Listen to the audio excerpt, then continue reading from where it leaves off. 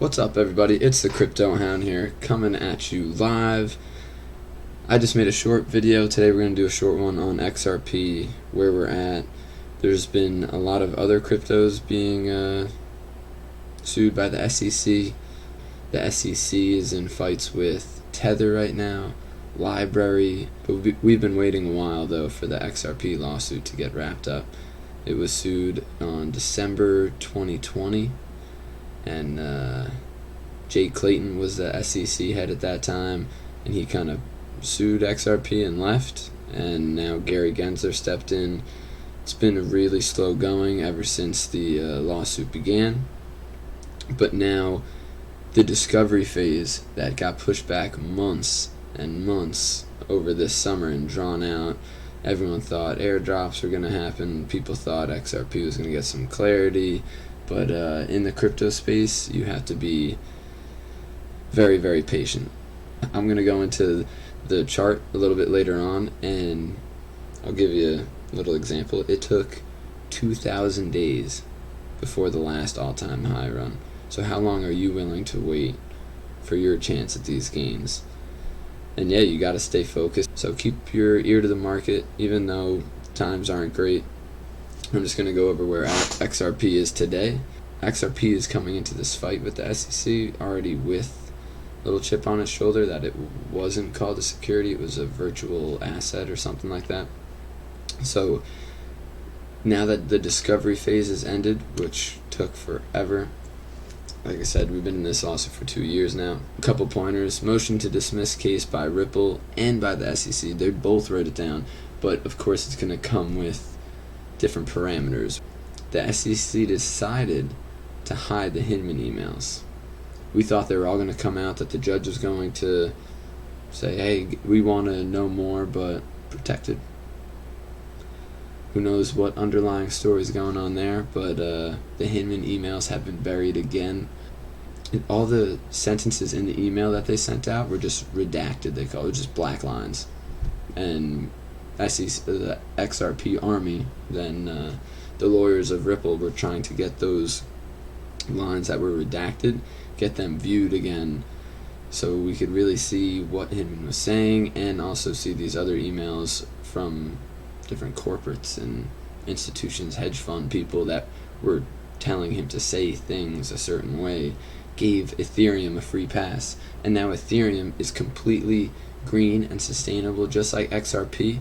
So now these two are competitors. Bitcoin's the only one that's proof of work, and it's outdated and it's a snail, but it's only getting rare to hold on to. And if you have one Bitcoin, that's rare, that's impressive, but has the time passed? Is it run over for Bitcoin? Unless Bitcoin becomes like the backing of the cryptocurrency industry, but I think the CBDCs are starting to just pair the dollar with cryptocurrency.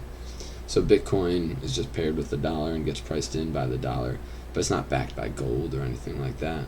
But when you can't mine any more Bitcoin, can you back it with something else? I could see some of these cryptocurrencies end up being a pair to a real asset in the world eventually, but it's going to take some time in this cryptocurrency space. So there's a lot of older people on the board of senators in the cabinet that run politics that don't know what this is, that don't want to believe in it, that are anti it, and I can't hate them. Like, they're out there protecting, they say, the investors' best interests, but I think a lot of them are not open to doing their own research on it and just kind of shut down when the conversation comes up.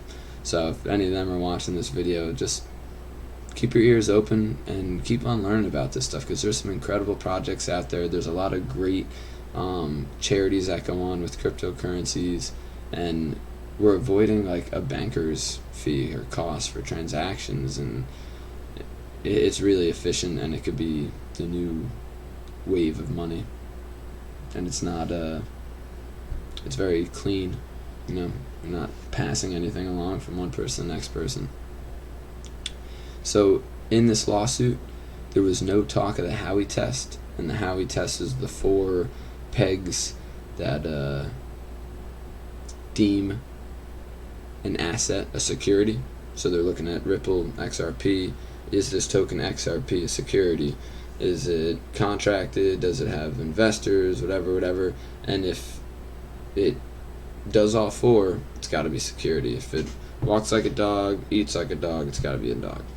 So you would think they would use this Howey test from previous cases, but I heard that the Howey test wasn't even brought up in the SEC hearing, that the SEC was using a case from even earlier on, not as recent, and it was easier to get around. And when I was listening to this other video, that I believe they have credible sources too.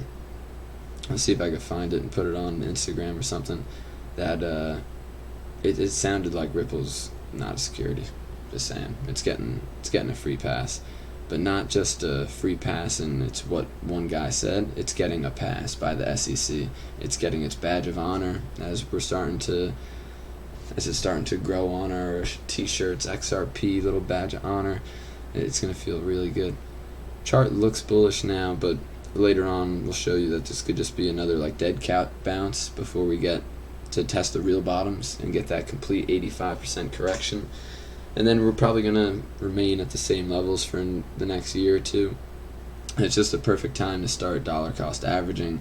You could set up a Coinbase account and use a Coinbase debit card that you can earn. I haven't seen XRP as one of them because they're in the lawsuit still, but XLM, Polygon, Bitcoin, Ethereum, you could earn these cryptocurrencies when you pay for stuff. So if you're young and you're looking at getting your first debit card or whatever, make sure you look into that. Flare airdrop, which was a XRP holders could claim Flare. It was probably a month or two before the SEC came out with the lawsuit on Ripple, that we got this Flare airdrop, or said we would get it, or they're taking the snapshot. And again, it's been 2+ years there. So for XRP holders at this point, you got to be the most patient and the most diligent people, and honestly try not to think about it. Try not to think about what to do with it. You have to be confident in your decision and why you invested in it, and believe in the morals of the company. It's been around for a while, it's tested, and it's really efficient. It's such a great project, and now we're building so much off of it. NFT games, it has a huge infrastructure around it. It's not just a payment rails. You have all these different XRP, RippleNet, you have XRP, the payment system, you have the ODL liquidity for the international transfers. So XRP offers a lot, which is very similar to Ethereum. So I think these two can be very, very tight and competitive going forward. Will XRP be the first crypto with regulatory clarity? Tell me, Gary Gensler, tell me. So some of the facts about XRP. If you look into other coins, you're gonna start seeing like how fast the transaction is, what's the cost, how fast it can take on thousands and hundreds and billions of transactions, how efficient can it be. So XRP, it takes 5 seconds for a transfer. You're sending it anywhere in the world, takes 5 seconds, done. The cost is a fraction of a penny, and every time you use XRP to send across anywhere, a small amount, like I think that cost gets burned in the atmosphere. So XRP will be, it's already finite. There's a limited amount of XRP out there, so it will only be getting rarer and rarer as it keeps on getting utilized.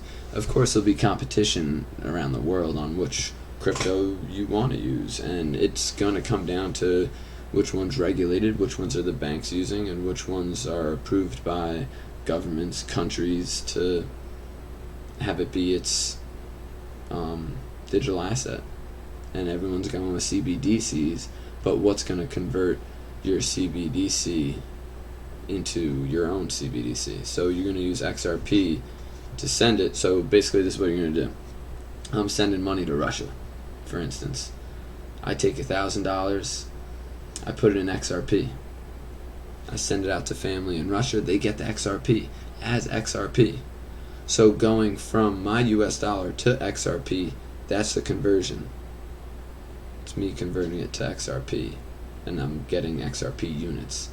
Now when I send it, I get it in 5 seconds. What's going to happen in the market in 5 seconds? Yes, crypto is very volatile, but in 5 seconds, I haven't seen anything happen that quickly in crypto, and sometimes I wish it would. That, oh, there we go, we can make easy money. It's not that simple. It's not that simple. So they can get their money, and then they can take it out and convert it back into Russian ruble.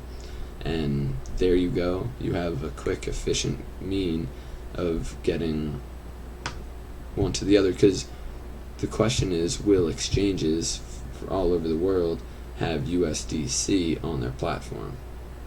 Will it get to that where you could send USD here to USD there? And then how easy is it to transfer over USDC into ruble all online? I'm not sure. Haven't heard a peep of that though. So something's got to be used to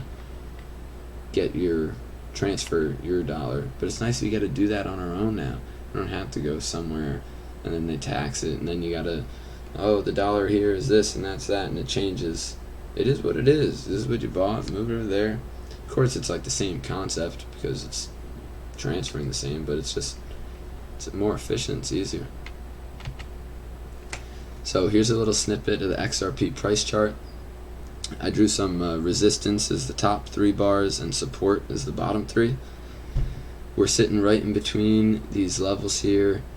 It looks like we're due to kind of break out towards the you can say that upper resistant bar there by like 0.48, but looking at some other charts and other expectations, I could see us rolling back over to the 13-cent mark, which looks more like where it was around 2020 going into 2021 before it broke out. So now we're sitting at 40 cents. I think it's a little too high. I'm still waiting to buy in. Of course, I don't want to miss out either, and this isn't financial advice, but I'm holding on for a little bit longer, hoping that we get this complete 85% correction that is usually crypto, whatever, and that'll get us down to 13-15 cent range. And at that point, it's almost like times 3 when you get back up to this level. So when you choose to buy in is very crucial, and yes, we're very far down from $1.80, and if you don't have any, it's good to get some skin in the game so you can at least watch the market. If you don't have any, your back is turned, and if the price dips and you're not looking, then you missed it, and then you're going to be kicking yourself later. How can I get that best buying opportunity? The best way is to get a little bit, $5 of it now, and then you're watching it. You could be diligent about it, wake up, check it out, see the direction of it, how it's looking, and then use your best judgment. And when it tanks, and when you see that 20% discount day, it feels good to buy crypto on those days, the big 20% discount days, because you could easily make that 20% back up in a positive day. So look out for those days for buying opportunities. You don't want to get hit with the 20% discount days though. Those are not fun. So we got support resistance level here at the local time scale. Actually, it's more of like a macro. But we're looking for, I'll show you this I'll show you this chart in a second.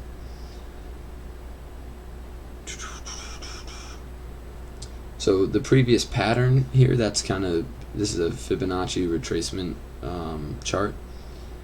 You could see that it maxed out here at the 1 Fibonacci level. 0.786 is where it went up to during this last breakout. It didn't get all the way up. It did for a little bit, but it didn't break that 1 level. And now we're coming back down and making a massive bullish triangle. This is what the 1%ers are seeing, and everyone else is like, no, it's bearish. Nah, XRP, there's so many cryptos out there. Why is it the one? It's pattern and it's support levels that it's making. I'm really surprised that we're holding at 40 cents and XLM is at 10 cents. when just in 2020 before this pump, they were both sitting around like 10-20 cents. Like XRP is starting to break away a little bit from XLM, and Jed McCaleb just sold all of his. So XRP is still holding higher supports, which is impressive. And if it keeps on holding these higher supports, even if it does come down, takes one more drop, that's what it has done in the past. It's got a big future in store. So thank you for joining today's video. Make sure to follow my Instagram account. Make sure to like and subscribe to YouTube. I hope you enjoyed watching today.